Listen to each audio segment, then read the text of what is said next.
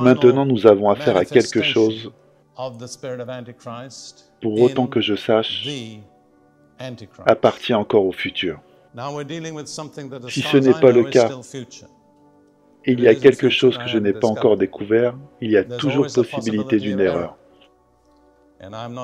Et je ne prétends en aucun cas tout savoir comment l'événement se déroulera exactement. Mais je vais attirer votre attention sur des passages très importants de l'Écriture, afin que tu ne l'ignores pas, que tu ne sois pas inconscient de ce que Satan planifie. Comme ça, vous pourrez vous faire votre propre opinion sur le chemin qu'il parcourra pour réaliser ses plans. Ainsi, l'acte satanique final, avant le retour du Seigneur, sera l'Antichrist. En fait, Paul dit que le Seigneur détruira l'Antichrist avec l'éclat de sa venue. Personnellement, je n'ai aucun objectif réel d'être un héros. Je préfère laisser Jésus s'occuper de l'Antichrist. Moi-même, je pense qu'il est le seul à pouvoir le faire. Le vrai Christ, le vrai Messie, s'occupera du faux quand il viendra. Je pense que son objectif principal quand il sera là, sera de vaincre et de renverser l'Antichrist. De toute façon, si nous observons 2 Thessaloniciens chapitre 2, en commençant par le verset 1 jusqu'au verset 3, le thème de ce passage concerne l'avènement de notre Seigneur Jésus-Christ. Le mot qui vient est parousia en grec. C'est le mot qu'on utilise normalement pour la seconde venue de notre Seigneur Jésus. Concernant la venue de notre Seigneur Jésus-Christ et l'enlèvement de l'Église pour être auprès de lui, nous vous demandons de ne vous laisser point subitement ébranler de votre sentiment, ni troubler par l'esprit, qui est une fausse prophétie ou un faux enseignement. Ne sois ébranlé ni troublé, ni par l'esprit, ni par la parole, ni par l'être. Nous avons déjà vu l'audace de Satan, et comment il était capable d'amener des gens à écrire des lettres au nom de Paul, et les signer avec le nom de Paul, comme s'ils avaient été écrites par lui. N'imaginez pas que Satan n'a pas la confiance. Il est culotté, sans fin. Il n'a pas de limite à son audace. Ne soyez pas trompés aussi durement, comme si le jour du Seigneur était déjà là. Certaines personnes vous diront qu'il est déjà présent. Et même dans ce cas-là, que personne ne vous trompe de quelque façon que ce soit. Et j'aimerais envoyer ce message à chacun de vous. Ne laissez personne vous tromper d'aucune manière, car il faut que l'apostasie arrive avant. En premier, le mot « chute », « tomber » en grec est « apostasia ». Il signifie une apostasie, cela signifie un rejet délibéré de la vérité révélée. Et je pense que nous traversons cette époque. Je reviendrai dessus un peu plus tard. Il faut donc que l'apostasie vienne en premier pour que l'homme de l'iniquité puisse être révélé. L'Antichrist a donc un troisième titre, qui est l'homme de l'iniquité. Il est l'incarnation suprême de la rébellion de l'homme contre Dieu, ainsi que le rejet des lois de Dieu. Il est le fils de la perdition. Son objectif et de vous diriger vers une éternité perdue. C'est intéressant de voir qu'il y a une seule personne qu'on appelle fils de la perdition dans le Nouveau Testament, qui se nomme Judas, Judas Iscariote, qui était, je vous rappelle, un faux apôtre. Nous constatons ici que l'implication de l'Antichrist commencerait avec l'Église chrétienne. Personnellement, je pense qu'il sera charismatique, extrêmement charismatique même. Je le vois vraiment comme ça, qui s'oppose et s'exalte au-dessus de tout ce que représente Dieu. Nous n'irons pas plus loin pour le moment. Nous avons maintenant 3 noms différents pour la même chose. L'Antichrist, l'homme de l'iniquité, le fils de la perdition.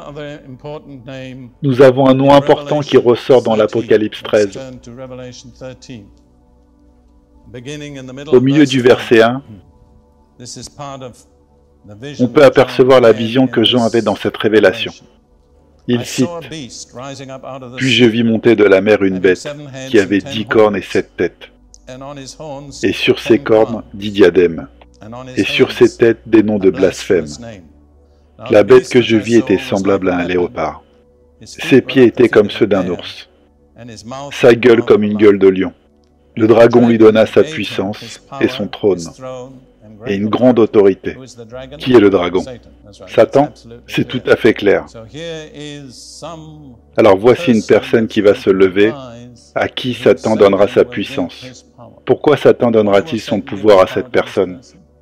Parce que cela permettra à cette personne de gagner la domination sur l'ensemble de la race humaine et de persuader ou de forcer la race humaine entière à faire la seule chose que Satan aime le plus, l'adorer. C'est son but. Il travaille avec patience et persévérance depuis de nombreux siècles. Et il est très proche de la réalisation de son objectif en ce moment. Et je vis l'une des têtes comme blessée à mort, mais sa plaie mortelle fut guérie. Et toute la terre était dans l'admiration derrière la bête. Il y a une sorte de fausse résurrection, mais je ne sais pas si cette personne sera assassinée. Elle sera apparemment morte et reviendra à la vie. Imaginez ce qui serait passé en Amérique si JFK était revenu à la vie après son assassinat. Il y a beaucoup d'ordures qui seraient tombées. Et ils adorèrent le dragon,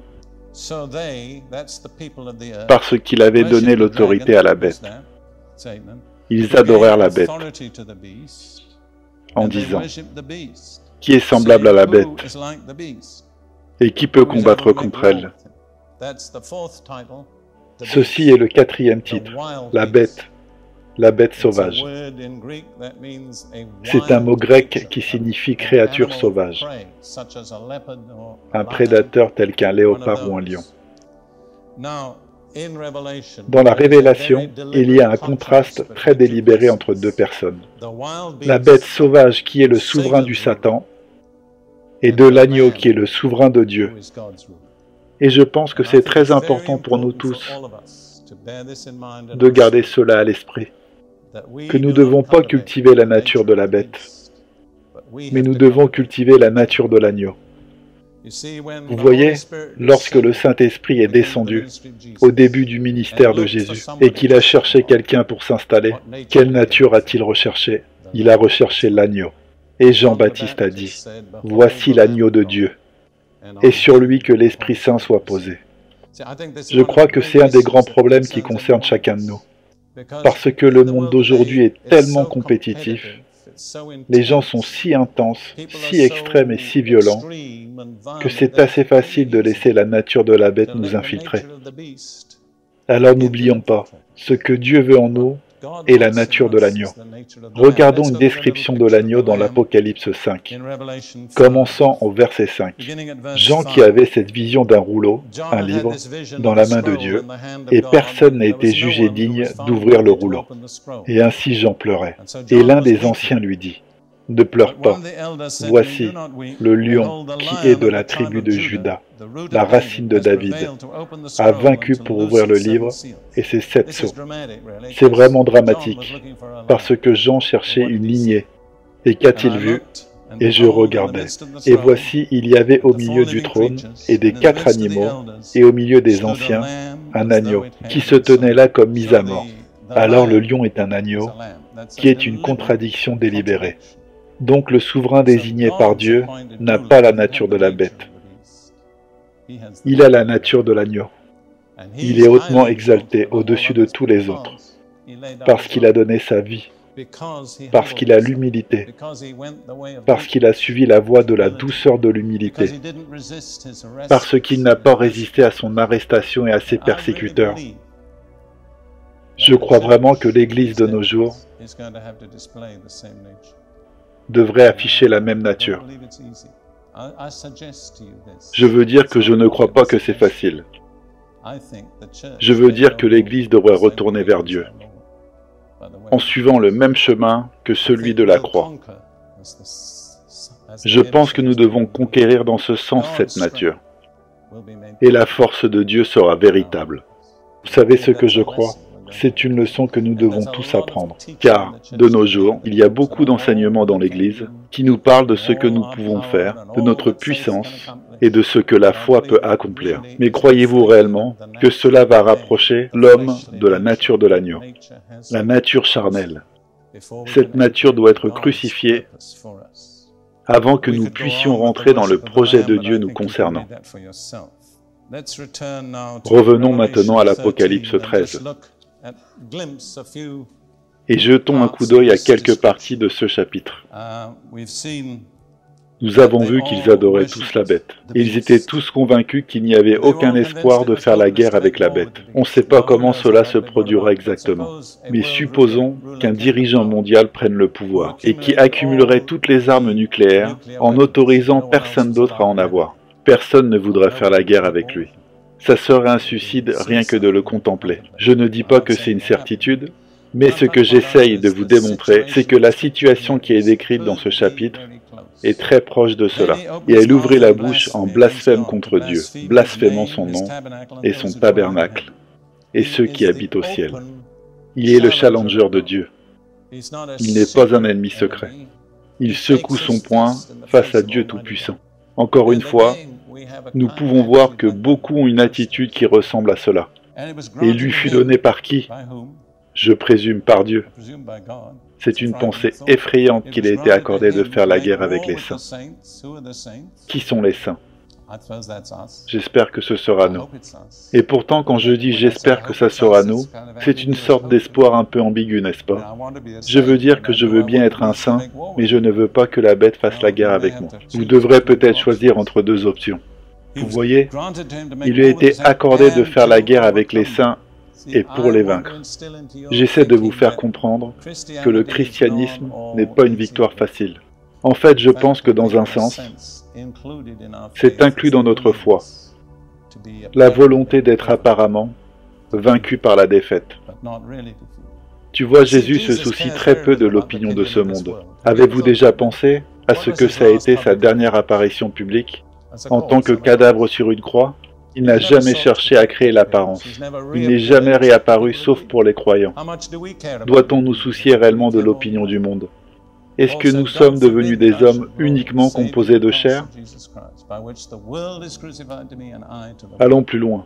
Et tous les habitants de la terre l'adoreront, tous ceux dont le nom n'a pas été inscrit dans le livre de vie de l'agneau, offert en sacrifice, et ce, dès la création du monde. C'est une déclaration dramatique pour toute la race humaine, qui seront dans l'adoration de Satan, sauf ceux que Dieu a choisis pour lui, dont les noms sont écrits dans le livre de l'agneau depuis la fondation du monde. Alors regardons maintenant cette autre personne très sinistre. Très brièvement, jetons un coup d'œil à la deuxième bête. Puis je vis monter de la terre une autre bête, qui avait deux cornes semblables à celles d'un agneau, et qui parlait comme un dragon. Il avait l'apparence d'un agneau, mais il avait la voix d'un dragon. Je crois que ce sera une personne religieuse. On peut l'appeler un faux prophète. Et je crois que la fausse religion va s'aligner avec un faux messie. Et je vous le dis que cela se passe déjà. Et je crois que le dirigeant politique appréciera l'importance de la religion. Il adhérera à cette religion sous sa fausse forme, pour soutenir son pouvoir. Elle exercera toute l'autorité de la première bête en sa présence. Et elle fera tout pour que la terre et ses habitants adorent la première bête, dont la blessure mortelle avait été guérie. Nous n'avons plus le temps de rentrer dans les détails. Mais remarquez la fausse trinité. Vous voyez, là, dans l'ancienne Église, au Moyen-Âge, utilisait le latin et l'appelait Satan Simius Dei, qui signifie le singe de Dieu. Il ne propose jamais rien de totalement nouveau. Tout ce qu'il peut faire est une mauvaise copie de ce que Dieu a fait. Il y a donc cette fausse trinité, Satan, la bête et le faux prophète. Ils représentent quelque chose qui a un sens, une fausse église. Revenons rapidement au chapitre 2, Thessaloniciens 2, à ce verset clé. Que personne ne vous séduise en aucune manière, car ce jour-là ne viendra pas que l'apostasie ne soit arrivée auparavant et que l'homme du péché n'ait été révélé. Comme je vous l'ai déjà dit précédemment, le mot chute en grec correspond à l'apostasie, l'apostasia, et sa signification principale est le rejet délibéré de la vérité révélée. Je vous le dis, nous sommes entourés d'apostasie dans le monde aujourd'hui. Tout au long des siècles, il y a eu des hommes d'église et des dirigeants d'église qui ont été mauvais, immoraux et avides. Ils n'ont pas nié ouvertement les grandes vérités fondamentales de la foi chrétienne, car en fait ces vérités étaient les moyens qu'ils utilisaient pour soutenir leur pouvoir. Il y a aujourd'hui des représentants officiels des dirigeants d'Église qui nient toute vérité fondamentale de la foi chrétienne, la divinité de Jésus, la naissance virginale, sa mort expiatoire, sa résurrection physique et sa seconde venue. Beaucoup d'entre eux occupaient et occupent aujourd'hui des positions d'honneur et d'autorité dans l'Église chrétienne. Je dis simplement en soulignant que c'est un caractéristique de ce siècle dans lequel, je crois, n'a jamais existé dans les siècles précédents. Et je crois vraiment que nous sommes déjà confrontés à l'apostasie. Vous voyez que l'Église est le rempart contre la tromperie. Donc Satan doit pénétrer l'Église avant qu'il puisse percer avec sa tromperie.